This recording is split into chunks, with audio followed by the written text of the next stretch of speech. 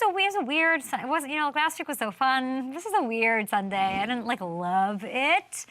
Every game had something happen that was a head scratcher that we've never seen before, sort of wild. Colts Vikings, Sam Darnold, they overcame 3 turnovers, 2 missed field goals, and they picked up their first win since October 6th in London, and that was a big one for London, right? Not just because they avoided a 3-game losing streak. Oh, Hammy, I can hear you, your mic's up. But because they also kind of flipped the script on what was sort of a iffy pattern that was developing offensively prior to last night, guys. The Vikings, hot starts, they were happening, but they had 1 second-half touchdown over their last 4 games combined. In this game last night, bright lights, home crowd, Darnold came out of halftime on fire, tossed 3 touchdown passes, 3 incompletions over the final 30 minutes. So there were questions like, oh, about his play, whatever. He said, shut up, everybody. And here is what his coach said after the performance. This guy can throw the football and love every aspect of what he's doing within our offense right now. And I'm sure Sam will be hard on himself about those 2 interceptions, but I'm going to stay aggressive with him because I do think my confidence in him, which is genuine, it's real. It is, like I said, a winning edge for us moving forward. It's a coach I'd like to play for. I'd like to play for Kevin O'Connell. Incredible, and I love hearing that. You got to give him the confidence. You got to let Sam let it rip. And that's how they can make something special happen. The defense, they can pick up after Sam's mistakes, okay? They were amazing last night. If you sort of let Sam, let him play free, use these incredible playmakers that give him the confidence, that's what'll put you ahead in the North. They are second place right now. They're a game back of Detroit. They are getting long odds, guys, at plus 360 to take the division over at FanDuel Sportsbook. We'll get into some hunches later on, but they got the 4th best odds to win the whole thing at plus 850. Can they win the NFC? Do you have the faith? They're ahead of Green Bay, okay. Atlanta. They're ahead of Washington. Ooh, I don't know who I trust more. I like Washington a lot. That's what the reports. A lot of players want to be traded to Washington. How things can change in just a matter of months. Okay, let's dig into the NFC North, shall we? Let's see what happened at Lambeau. Lions. This is the game of the week, right? They were absolutely in control in the final 3 quarters to beat the Packers. They go to 7-1. They're firmly in control of the NFC North. Hey, Jared Goff, what is it like dealing with the elements in the first outdoor game Detroit has played this year? Fun game. Whenever you get in these games, they're kind of once a year you get ones like this. And in Green Bay, in Lambeau, we're supposed to be the dome team. We come in here, we're supposed to be the team that can't play outside, and we come in here and win. Is that our MVP?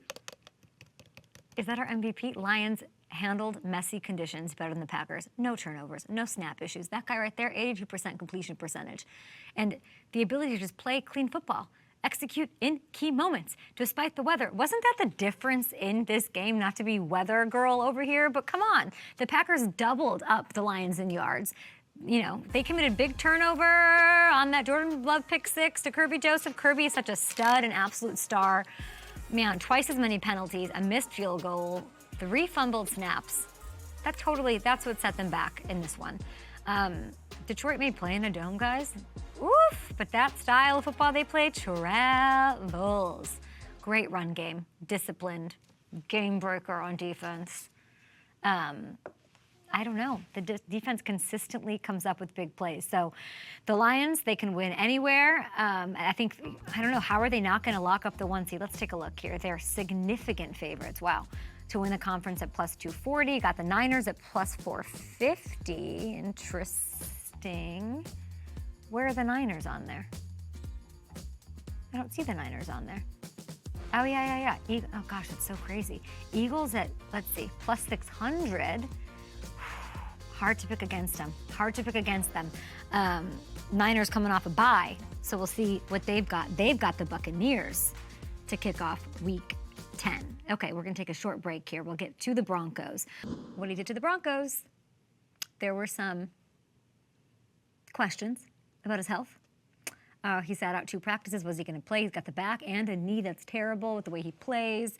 Denver defense, by the way, crazy good. 3rd in the league in scoring. In total defense. Who cares? He's just insane. He's so incredible. Let's take a look at what I mean. He finishes this game. Perfect passer rating for the Let's take a look. Yeah, 4th time in his career. That is an NFL record, by the way. 280 and 3 touchdowns. He ran just 3 little times on the day for 4 yards. Second fewest, by the way, ever in a start. That's what makes this so impressive. Harbaugh, Todd. They're trying to protect him by scaling back the designed runs, and we love that, and he clearly isn't 100%, but didn't slow them down. And that's why he's so scary. The entire offense, they've evolved. They can do it all. You lose your legs, you can throw. There he is, there he is, there he is, there he is. Lamar Jackson's incredible. 3rd in the league in passing yards per game. 20 touchdown passes to just 2 picks, leading the league in passer rating and yards per attempt as well. So this is the best season he's had in his career. We've talked to Kuechly about this before. Is he getting even better? He's already got 2 MVPs. Have we seen him? Is he in his prime? This is absurd. We're at the halfway mark, so we can talk about this kind of stuff. Josh Allen still the MVP favorite for the 2nd week in a row on FanDuel Sportsbook. Kevin Durant told us it should be Derrick Henry. I don't know, because his quarterback sitting there at plus 320, it's hard to not make that your vote. Followed by Mahomes, Goff, Jaden Daniels. That's a 3-way tie for 3rd at plus 700. So still an open race. I'll be excited to see what happens in the wintry mix months of the NFL season. But if Lamar keeps stacking games like this, you can't, based off of just precedent, you cannot deny him a 3rd MVP, which, Hamilton, that would be literally crazy and so fun. I'd love to see it. It would be pretty awesome. Does Derrick Henry work against him in the narrative world of voters? Yeah, in the narrative world, it does a little bit, but the numbers are so outstanding that I think it overcomes the narrative. Yeah, he has more help now with Derrick Henry because, the numbers are just ridiculous right now. He's so good. How about the Bengals?